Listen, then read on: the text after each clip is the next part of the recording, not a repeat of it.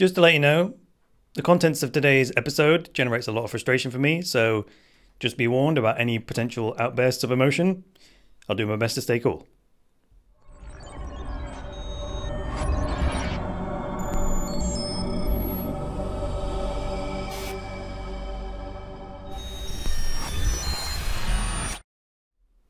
Hi there guys, welcome to the latest episode of the Cryptoverse, your regular dose of news and commentary on Bitcoin, cryptocurrencies and blockchains. I'm your host, Chris Coney. So the big story of today is Gab are going to do an ICO. Wait for it, stay tuned. Gab is, if you're not familiar with it, a rival for Twitter that popped up because Twitter started censoring unpopular opinions. So this is Gab. This is actually my Gab account. The problem is, with Gab, is it's still a centralized web app with just a different free speech policy to Twitter. So being centralized means they're still vulnerable to being shut down like any other centralized service, such as when their app was banned from Google Play Store or when it was banned from the Apple App Store, right, for hosting unpopular opinions. So, yes, it's positive that Gab already have a working product. You know, they already have customers, they already have a brand and a track record and so on. But there is something that is increasingly getting on my nerves, which you good viewers actually made me aware of for the first time, or originally made me aware of. So that was the Gab site, and this is the Gab ICO. They've got this page on startengine.com, and they say Gab ICO, a censorship-proof peer-to-peer social protocol. And then they talk about an initial coin offering and a censorship-proof social media protocol and so on. So they do say here that, you know, they've got a track record, their team has a track record, they've got a product and a brand and all that kind of stuff, right? But many of you in the comments of previous videos have shared your frustrations with me about when a company invests huge resources in basically reinventing the wheel by creating their own protocol rather than helping to develop an existing one or even building their thing on an existing technology. Now, Gab are building on IPFS and all this kind of stuff, but they could have chosen any one of the existing like ready-made blockchain platforms to achieve their goal. So they say in their spiel for the ICO about their reaching the limits of their centralized infrastructure and yada yada, right? Because it's centralized, it has all of the vulnerabilities of a centralized system. So their goal is to make this uncensorable, you know, peer-to-peer social network, Twitter-style rival, right? So that's their goal. And Steem is the first thing that springs to mind for this use case, right? Using Steem would allow them to do everything they're talking about. It would allow them to get up and running so much faster, right? It would burn far fewer resources, or at least the same amount of resources could achieve a lot more. Steem has a built-in reward model for creators, which Gab say that they are first and foremost about creators being able to express themselves freely so that all of their followers can enjoy that content, right? If that were true, though, they surely must have heard about Steem, right? And if not Steem, another one. But the thing about Steem is that the fast transactions that are free and the content creator incentive model and all that sort of stuff. And even the viewers and the fans and the followers can earn cryptocurrency on Steem. So Zapple is a project that I've talked about a lot recently. Zapple is a Twitter clone built on the Steem blockchain. Now, I don't see why Gab don't just set up as a competitor to Zapple, right? With their development resources at Gab, they could build a far better Zapple than Zapple, if you know what I'm saying. But no matter what Gab's individual argument is as to why they're building their own protocol, there is something more fundamental at work, and I think it's profit. I think the bottom line is that there's far more profit to be made by building a new platform of their own than there is in helping to develop an existing one.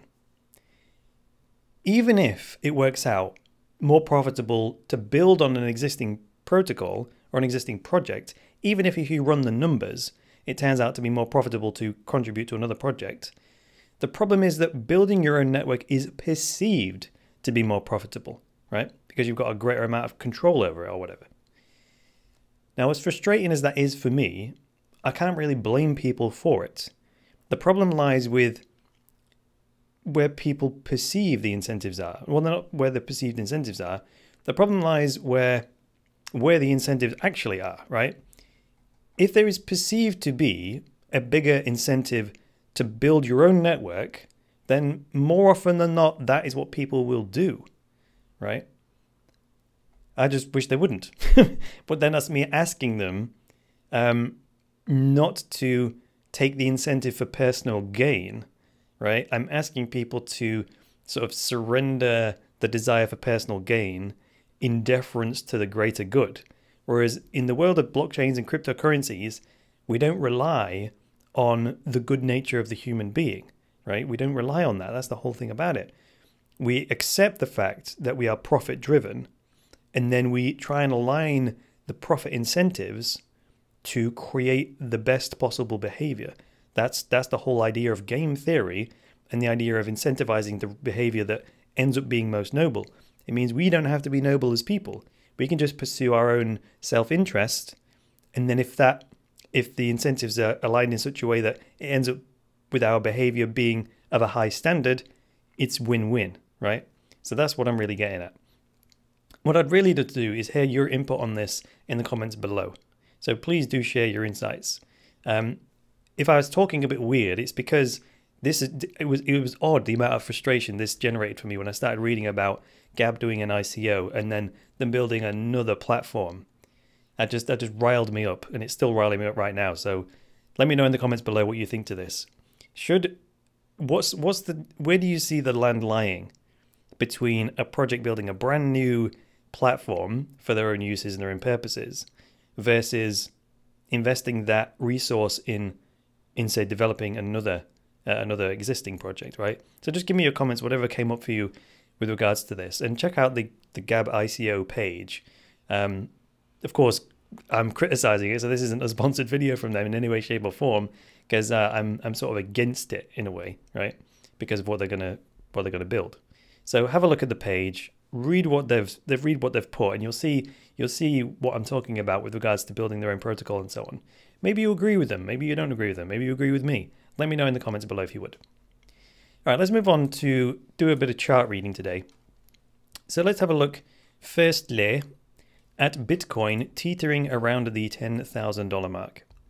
So here we go over to Coinigy, and here's Bitcoin, trading in $9,848 at this moment in time.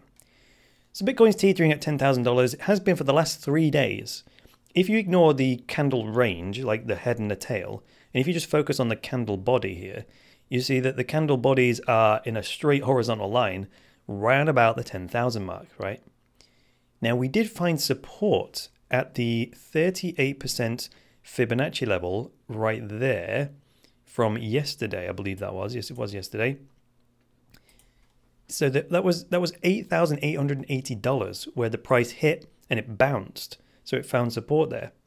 I personally was hoping for a pullback more towards 8,000, which I said in previous videos, which we may still see that, right? I was talking about a pullback to the 50% level, which would have been about 8,142, and my intention was to buy some Bitcoin at about 8,100, right? Just to make sure I got there before it hit the psychologically significant number of 8,000 when a lot of people would rush in. So that's Bitcoin. Bitcoin Cash has got an interesting chart pattern. See this pullback on Bitcoin Cash. Bitcoin Cash has pulled back to its 61% level at around $1,250. However, it's forming kind of a nice uptrend of price cyclicity. It's just completed its second cycle here. You see this cycle one, this hump is cycle one. So phase one, phase two, and then there's a phase one, and there's a phase two. So we could probably actually draw a nice trend line here. Bitcoin Cash, right as I speak to you at this moment in time, it's $1,300 dead. If I pull up my trend line tool here and I go from the low of the 10th of November. And then let's see how many lows I can get here. That looks pretty decent. So it's the low of the 10th of November. It's the low of the 17th. And it's sort of intersecting. It's almost the low of the 29th. It's not perfect, but it's got 3 touches on it. And we'll see if it holds going forward. So I'm going to lock the chart there, and I'm actually going to save those changes. I want to refer to that trend line later on. Now, remember what I do with my Coinigy is the thickness of the line is the level of confidence I have in it. So that line's too thick. I'm going to put it on the thinnest setting because at the moment it's I don't have that much confidence in it because I've only just drawn it, right? And the more times it touches it and the more time it tests it, the thicker I'll make the line. That's one of my, that's not a universal trading rule. That's just one of my things that I've developed that I like to do. So moving on to Dash then. Dash is still hanging on near its top, you know. Look at this. This is crazy. Dash is still hanging on around, it's continuing to trade around $750. Again, I was hoping for a pretty huge pullback on Dash after such a huge gain. I actually wanted to pull back so I could buy some more. I'd want to see it pull back right to sort of $500 to get some more. And I just thought this massive meteoric rise, every time we saw one of these massive candles, I thought we were going to see a pullback. But it's just took off again and again and again. It's happened 1, 2, 3, 4 times now, where it looked like it was pulling back and only pulled back ever so slightly before going like meteoric once again. So we'll keep an eye on that. I can't really say much about it right now because again, it's just trading sideways since yesterday at around $750 with an all-time high yesterday of 811. Let's look at Ethereum. Ethereum's given back some of its gains here against the US dollar. So this is kind of an interesting pattern. Ethereum's given back some of its gains to settle around $430, which, to be honest, is still way up there from the 300 mark it was a couple of weeks ago.